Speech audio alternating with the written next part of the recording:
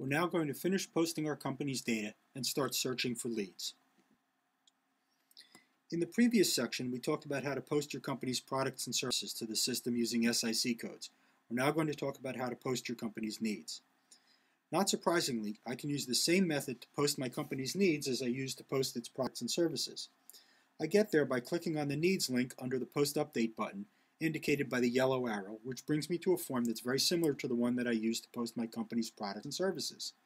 In this case, we recommend that if you don't know what your company buys, you might want to enlist the help of your company's owner, CFO, or purchasing manager, but you can probably enter many things that you already know about right now. Ultimately, most companies will have a general ledger or a P&L that lists all the things they spend money on, that is, that they need and buy. That can be used as a quick way to populate the data.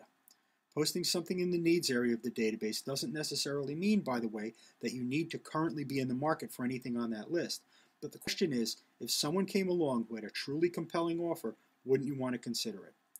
Likewise, if there was a faster, better, or less expensive option or a vendor who could save you enough money, putting this information on the system is the easiest way for them to find you. And of course, doing so is a requirement for letting your salespeople search for leads, so it's worth it to do it now and to do it right. Anyway, posting your company's needs is done exactly the same way as posting its products and services, using SIC codes that you can find either with the drill down method, the text search method, or this select SIC method. In the interest of time, I've skipped the step of showing you how to check things off again, and let's just jump to a screenshot of a complete posting of our company's needs.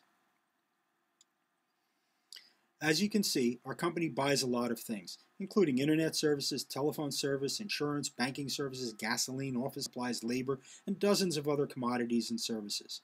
To be sure, if a vendor came along with a faster, better, or less expensive solution, we would certainly be wise to entertain it.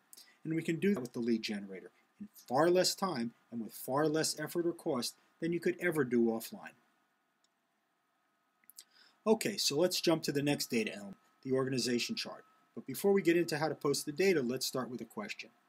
Would you be willing to post your organization chart in order to get access to other companies' organization charts? If you're in sales, I assume that the answer is easy. Of course, it's incredibly hard to identify decision makers. Purchase lists are notoriously inaccurate, if they have any names at all, and they're always out of date. Gatekeepers are instructed not to give out names, so finding out who to call is an extremely time-consuming, expensive, and inefficient part of the job. But it's got to be done. So let's call a spade a spade. How can a company expect its salespeople to find out who the decision makers are among their prospects when they won't make that information available to their potential vendors? It's like a company that expects its salespeople to make cold calls, but they put a no soliciting sign on their door. It's just hypocritical. On the other hand, what the lead generator does is it offers you a grand bargain of sorts. It basically says, if you show me yours, I'll show you mine. If you post your organization chart, you can have access to other companies' organization charts, which is what you need.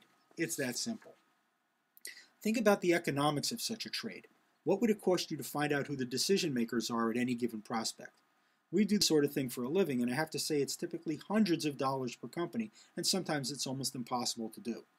But if you post your organization chart on the lead generator, which costs you almost nothing, you can get access to other organization charts virtually for free. Is it worth it? Before you decide, though, you might be thinking that letting such information out would put you into some sort of competitive disadvantage or risk your employees being poached. But do your competitors really care about your organization chart? And of course, poaching works both ways. Considering the cost, that is almost nothing, of posting the data against the value, which is astronomical, of getting access to your prospects' organization charts, most companies find it to be a no-brainer. To post your organization chart, click on the organization chart under the Post Update button. This brings up a blank form where you can enter your organization chart. It's easiest to start with the president or CEO of your company and then populate the organizations underneath that person.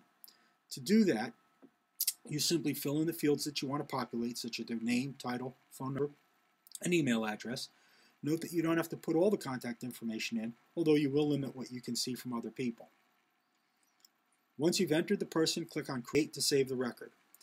When you want to enter a subordinate, simply highlight the boss's entry and enter the subordinate's data, clicking Create when it's done. This is what a typical chart will look like when it has two people on it. And this is a more complete version. Remember, you can edit the entries at any time, and you don't have to publish the contact data if you don't want to. But posting your company's organization chart can save you literally thousands of dollars a month. Next, we're going to very briefly talk about the leads area of the database. The leads area is the leads table is an area of the database that has what we refer to as free text leads. These are pieces of information that the users post that are basically opportunities for other people to make money. That is, they are simply opportunities that users know about either at their own company or elsewhere where another user might be able to make a sale. So first of all, why would anyone want to post a lead like this? Well, the obvious answer is that by doing so, assuming it's a good lead, and you should understand that this type of information, like other data that you post, is being subject to being rated by other users, it will gain you access to the leads area of the database so you can search for leads that might be appropriate for you. The second reason is that very often leads are posted by users who are trying to sell something or do something that relies on some third party making a sale. For example, you might be in the business of doing sales training, but your client doesn't want to move forward with the program until and unless they have a contact management system implemented. This is a perfect opportunity for you as the salesperson for the training company to leverage that information and even potentially bundle the offering and increase your margin. Or maybe you sell a manufactured product that requires an installer or an electrician. This is extremely valuable information for the installer or electrician that costs you nothing to acquire or post, but that you can leverage to create opportunities for yourself. Over time, we have seen that this area of the database has produced some of the greatest sales for its users. Anyway, in the example here, which happens to be a real lead, I've posted that a client of ours is looking to hire 6 new salespeople. Even though I'm not doing placement or recruiting, it's to my advantage to see that my client gets these new hires, because we do telemarketing for them. And if he doesn't have salespeople, there's no one for us to make appointments for. So I posted the lead, and hopefully someone will be able to help.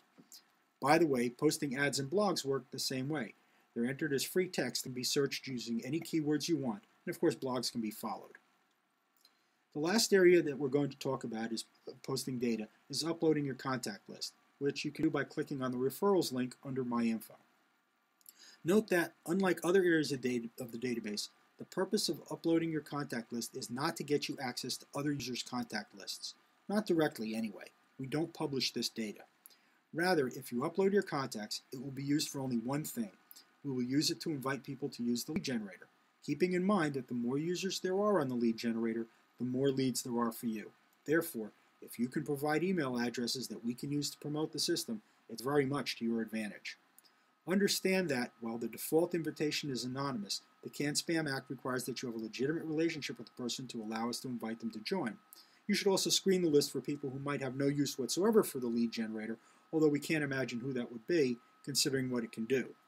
Anyway, if you upload your address book, you may be entitled discounts or other benefits that are discussed elsewhere on the site. You can upload your address book from a variety of sources, including Gmail, Yahoo, Outlook, a Mac, or even plain text or a CSV file. Just follow the instructions on the screen to upload it. Once it uploads, you can edit it and remove any entries that you don't want. And you can switch any entry to a referral rather than a default anonymous invitation. This pretty much sums up the registration process and postings that you need to do to get into the system. You can review them at any time by clicking on the quick reference link under the Help button. Note that you don't have to enter all of them at once, but the sooner you do, the sooner you'll be able to search for leads. And remember, the more you post, the more active you are on the system, the more leads you'll get. Now it's time to start searching for leads. For that, go ahead and click on to the next presentation.